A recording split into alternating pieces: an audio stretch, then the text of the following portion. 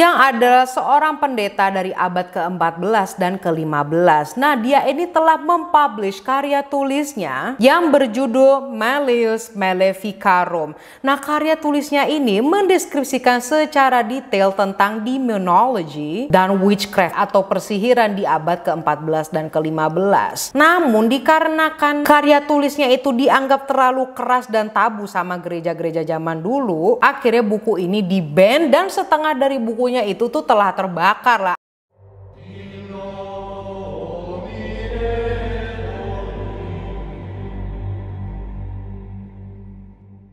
Hey guys, Vigits, apa kabar? How are you hari ini? Welcome back to Paraducia, Paranormal Medusa. Karena menurut gue sih ini bisa masuk ke paranormal juga, cause it is damn scary. Ini ada involving with the Pope, yo, Paus di agama Katolik, so it's going to be serious, alright? Nah, daripada intronya kepanjangan nih, gue akan membahas succubus atau iblis wanita. Now the thing is, succubus itu tuh nggak cuma satu, tetapi ada klasifikasinya dan mempunyai variasi yang lain-lain menurut kepercayaan masing-masing. And nope, I do not talk about your ex-girlfriend, ex-fiance, no, that, and I'm not even talking about me.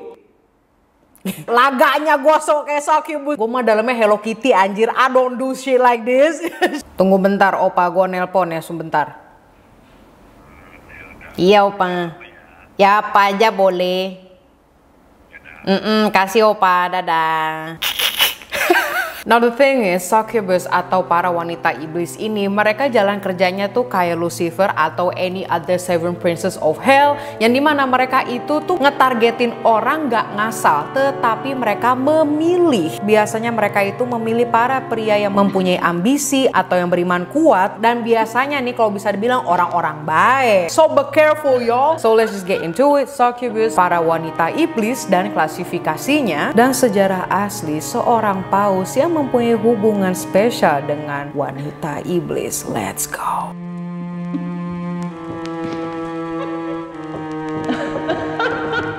Succubus diambil dari bahasa atau kata Latin dari abad ke-14, yaitu succuba, yang secara kasar artinya itu to lie beneath atau to lie in bed. Bahasa Indonesianya adalah berbaring di bawah atau berbaring di tempat tidur. Oh, rebahan anjir, artinya gitu aja repot banget. Succubus, rebahan.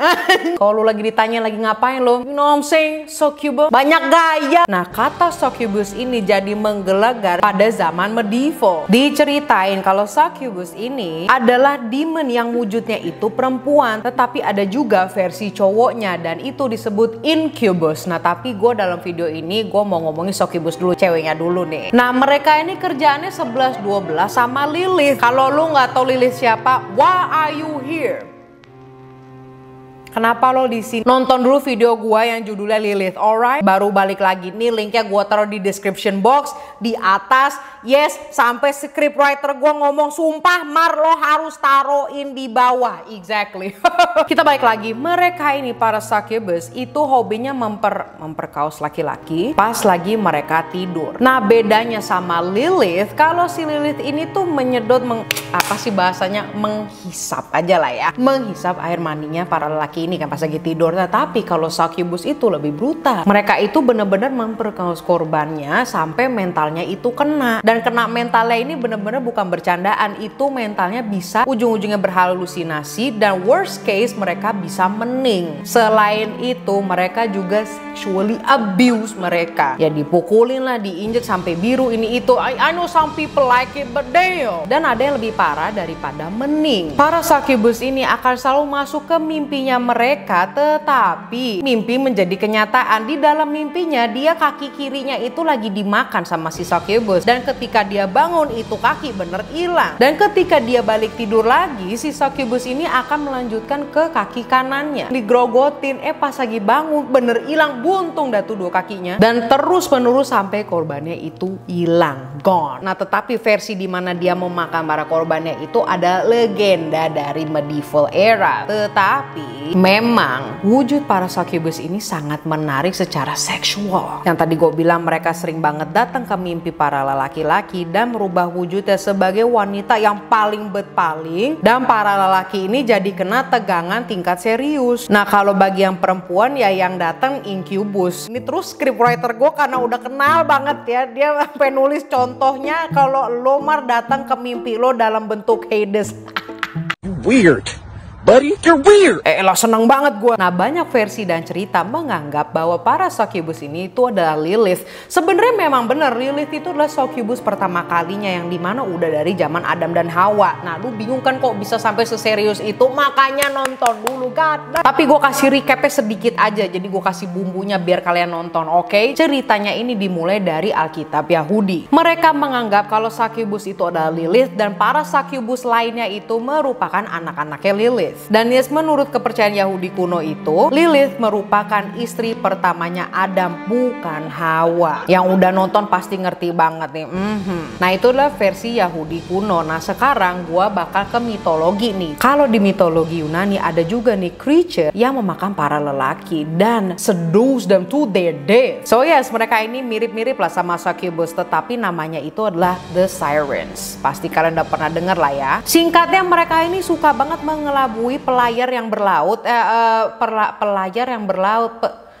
pelaut yang berlayar, yang dimana para pelaut itu bakal digiring ke dalam kehancuran.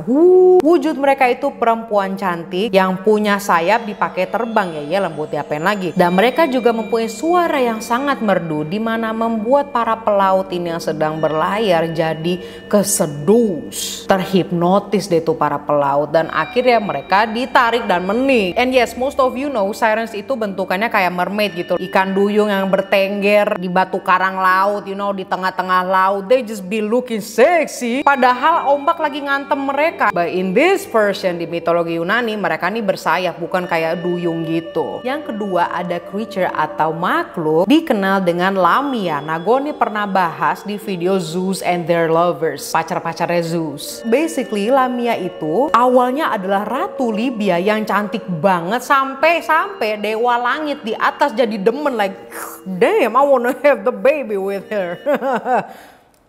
Ya bener aja, Zeus demen turun ke bumi, akhirnya mereka punya hubungan extraterrestrial, you know what I'm saying. Nah jeleknya nih, hubungan mereka diketahuin deh sama istrinya si Zeus, yaitu Hera. Akhirnya si Ratu Libya ini dikutuk lah sama Hera, menjadi buruk rupa dan jadi gila. Dan saking gilanya kerjaannya si Lamia itu menghabiskan nyawa laki-laki. She a man eater. When I say makan laki-laki ya bener makan gitu secara hidup-hidup.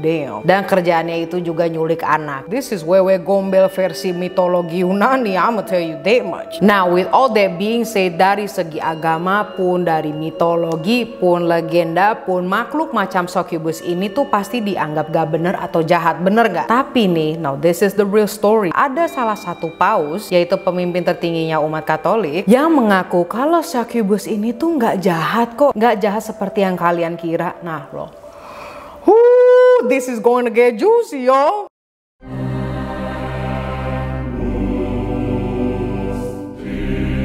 Paus itu adalah Paus Sylvester kedua, yang dimana saat detik-detik dia ingin mening, dia confess dong, mengakui bahwa dia pada masa mudanya itu telah ketemu dengan seorang wanita iblis dan menjalani hubungan spesial dengannya.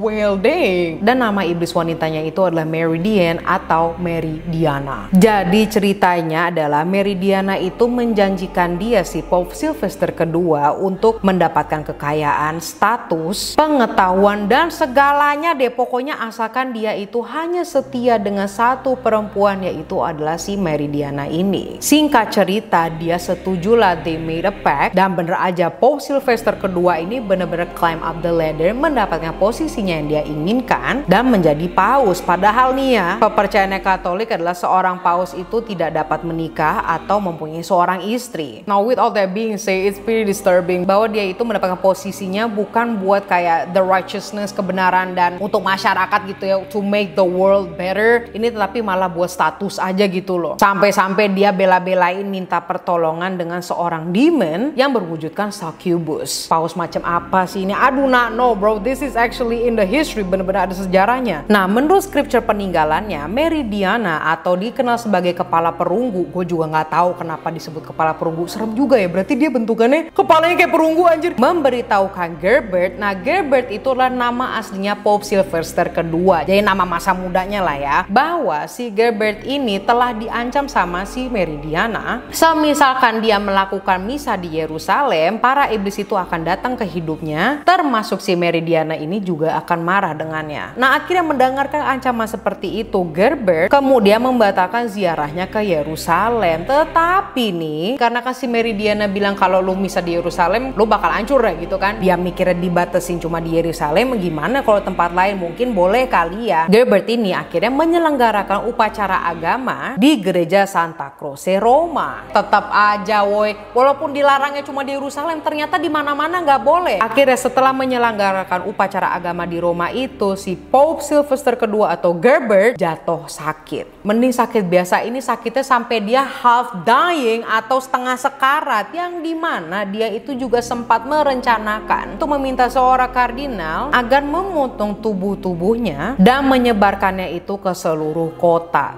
Disturbing bener. Oke, storynya dilanjut. Karena dia itu lama-kelamaan pulih, ternyata dia nggak jadi mending tuh pas lagi itu. Dia dapat berbicara lagi, dapat jalan lagi, dan memutuskan untuk berkhotbah lagi lah. Tetapi nih khotbahnya dia setelah dia sakit nih, langsung diserang oleh para iblis-iblis, termasuk si Meridiana ini. Dan Meridiana ini dia nyongkel matanya Pope Sylvester kedua on live. Everybody and their mama lagi dengerin khotbah ngeliat itu matanya dicongkel. Setelah kejadian itu, Pope Sylvester kedua itu bertobat dan memotong tangannya dan lidahnya. I don't know why he did that, kenapa dia melakukan itu, mungkin untuk repent. Now the scary part is, prasasti di makamnya Pope Sylvester kedua atau Gerbert ini berbunyi nih, ada tulisannya, Iste locus Sylvestris membra sepulti venturo domino conferet ad sonitum. Lo lihat tuh di bagian kalimat yang pertamanya ya. Nah, itu ternyata artinya adalah tempat ini akan menghasilkan suara atau trompet terakhir dari anggota tubuh Sylvester kedua yang terkubur pada hari kedatangannya Tuhan. Nah, ini makamnya dan ternyata ada juga cerita aneh dari makamnya. Nah, kalau ini tuh nggak di-confirm gitu ya, maybe it's just desas-desus anjay, desas-desus. Yang dimana dia nih kan makamnya ditaruh di katakombs ya, dan ada tuh cerita dimana kadang-kadang ada suara yang memanggil secara halus-halus menyebutkan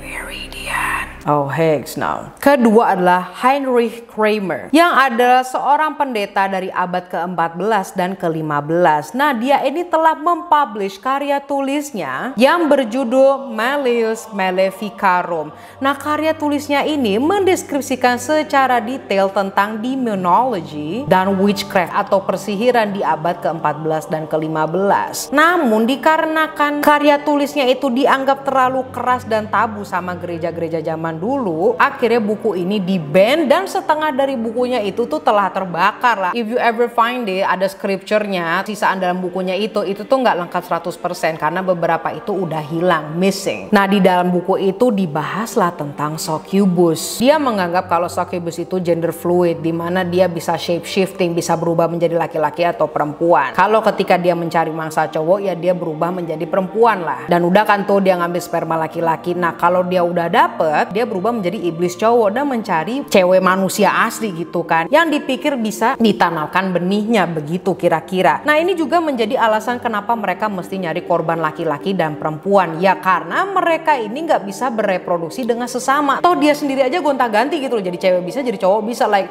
who they be jadi mereka mesti sama manusia gitu loh. Nah, setelah mereka berhasil bereproduksi dengan cara yang begitu, keturunan antara incubus atau iblis laki-laki dan manusia asli itu disebut dengan cambion. Nah, cambion ini jeleknya, wujudnya ini buruk rupa banget. Adalah kepalanya 2, mata 4, punya jari 6, kakinya 3, tangan 3, ada juga bagian tubuhnya nggak lengkap. Bahkan kadang ada tuh yang nggak berbentuk sama sekali, ibaratnya kayak lap abang-abang tukang somai, lu tahu nggak sih? Yang berbentuknya kayak belel, udah nggak ada bentuknya.